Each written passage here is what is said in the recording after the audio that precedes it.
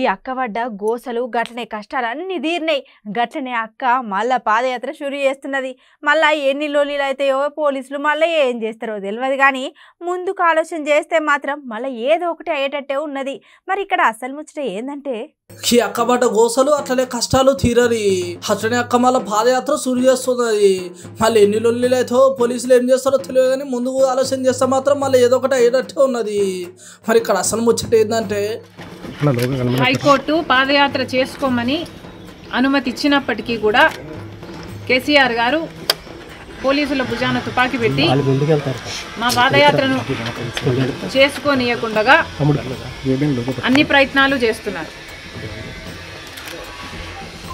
Warangal CP పాదయాత్ర చేసుకోవడానికి వీల్లేదని చెప్పిన తర్వాత ఈరోజు మేము లంచ్ మోషన్ మూవ్ చేసి పాదయాత్ర చేసుకోవాల్సిందిగా అనుమతించాలని కోర్టును మళ్ళీ రీఇటరేట్ చేయాలని ఈరోజు కోర్టును అప్రోచ్ అవ్వడం జరిగింది. ఈరోజు నేను కోర్టుకు వెళ్దాము అని అడుగు బయట పెడదామంటే నన్ను హైకోర్టుకు కూడా వెళ్ళనీయడం లేదు పోలీసులు. ఎందుకు అని కేసీఆర్ గారిని ప్రశ్నిస్తున్నాం. ఈరోజు కేసీఆర్ గారు పోలీసుల డిపార్ట్మెంట్ని ఎంతగా వాడుకుంటున్నాడంటే కనీసం వాళ్ళ ఇంట్లో పనులకైనా ఇంతకంటే ఎక్కువ మర్యాదే ఉంటుంది.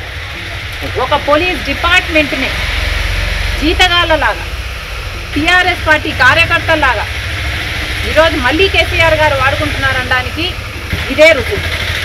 అసలు హైకోర్టుకు పోవడానికి కూడా నాకు ఒక పార్టీ అధ్యక్షురాలిగా ఒక సిటిజన్గా రైట్స్ లేవు అని చెప్తున్నారు పోలీసులు. పోనీ నేను హౌస్ అరెస్ట్లో ఉన్నానా అని అడిగితే నా నోటీస్ ఏది అంటే అది కూడా లేదు. దిక్కులు దిక్కులు చూస్తున్నారు పోలీసులు. ఇది ఏమిటి అంటున్నాం?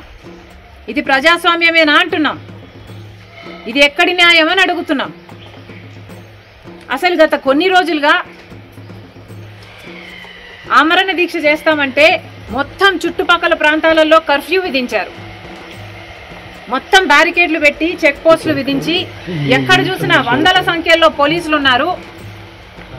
ఒక పోలీసులు మీడియా తప్పితే కార్యకర్తలు ఎక్కడి నుంచి కూడా రాకూడదు అని వచ్చిన వాళ్ళని వచ్చినట్టు వ్యాన్లలో ఎక్కించుకున్నారు, పోలీస్ స్టేషన్లకు తరలించారు, కొట్టారు, తిట్టారు, తన్నారు, నానా రకాలుగా హింసించారు. పార్టీ కార్యకర్తలు రానివ్వకూడదు అని బందోబస్తును ఏర్పాటు చేశారు. అసలు పార్టీ వాళ్ళని ఎలాగో రానివ్వటం లేదు, నన్ను హౌస్ అరెస్ట్లో ఉంచారు. ఈరోజు నేను హౌస్లో నుంచి నా ఇంటిలో నుంచి కోర్టుకు వెళ్దాము అని అడుగు బయట పెడదామనుకుంటే కూడా అనుమతి లేదు అంటున్నా.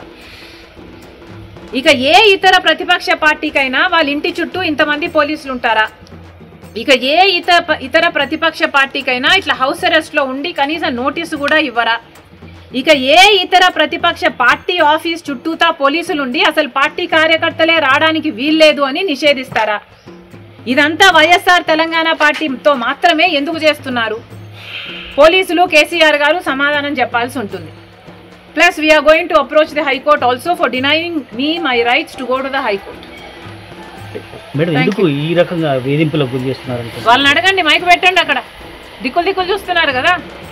మీడియాను కూడా ఎందుకు అనుమతించడం లేదండి? మీడియాను అనుమతించరు. ప్రజాస్వామ్యంలో రైట్స్ ఉన్నాయా లేవా? ఇదేమనుకుంటున్నారు? తాలిబాన్ల రాజ్యం అనుకుంటున్నారా? ఆఫ్ఘనిస్తాన్ అనుకుంటున్నారా? బంగారు తెలంగాణ అన్నారు కదా, ఇదేనా బంగారు తెలంగాణ? ప్రశ్నించే గొంతులకు సంఖ్యలు వేయడం, ఇదే బంగారు తెలంగాణ. వెళ్ళబోతున్నారా మేడం? మరి ఎక్కడ వెళ్ళనిస్తున్నారు? హైకోర్టుకు వెళ్ళాలండి. హైకోర్టుకు అనుమతి లేదా? ఇక అదన్నట్టు అసలు ముచ్చట ఇక మన వైఎస్ఆర్టీపీ పార్టీ షర్మిలక్కకు హైకోర్టు సిగ్నల్ ఇచ్చింది. అట్లనే షర్మిలక్క పాదయాత్ర చేయడానికి అక్క తరఫున లాయర్ వరప్రసాద్ సార్ వాదనలు కోర్టుకి వినిపించిండు. హైటంక కావాలని శాంతి భద్రతల పేరుతో పాదయాత్ర కట్టుకుంటున్నారని కోర్టు చెప్పుకుంటూ వచ్చిళ్ళు. అరే ఒక దిక్కు మీరు పర్మిషన్ ఇచ్చినాక కూడా మళ్ళీ బయట మా పాదయాత్రను అప్పుడేందని గట్టి సవాలే ఇసిరిండ్లు. ఇక వీళ్ళ గోసలు చెప్పుకున్న తర్వాత ఇక హైకోర్టు సార్లు కూడా జర ఆలోచన చేసి వీళ్ళు చెప్పిందంటే కూడా ఇంత న్యాయం ఉన్నదని హైకోర్టు సార్ సిగ్నల్ ఇచ్చిళ్ళు. ఇక అంతేమో కానీ మళ్ళీ ఆయనతో పాదయాత్ర షురు చేసిన తర్వాత మళ్ళీ ఏమవుతుందని అంటున్నారు జనాలు.